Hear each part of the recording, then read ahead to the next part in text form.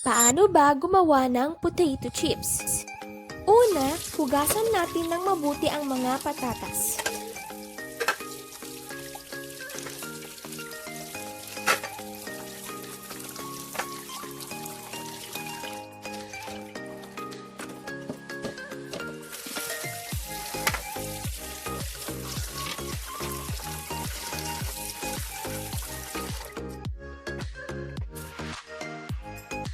Pangalawa, maaari kayong gumamit ng peeler upang mas mabilis ang pagtanggal ng balat ng mga patatas.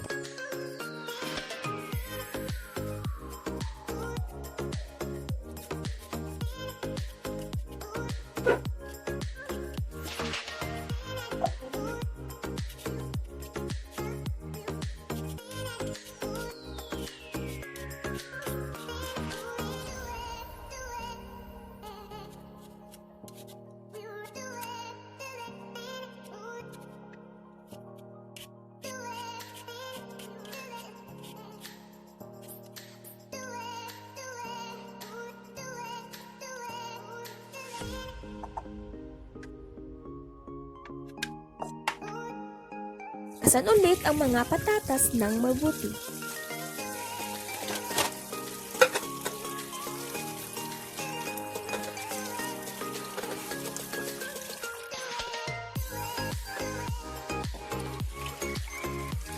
Maaari kayong gumamit ng food cutter upang tiyaking pare-pareho ang kanipis nito.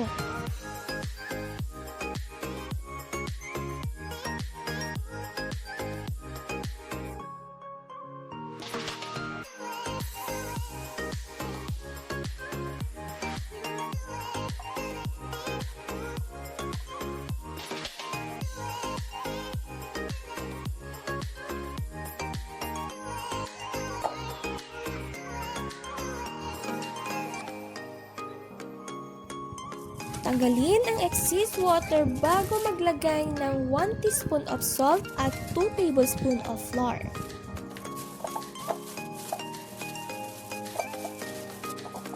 Haluin lang ito ng mabuti.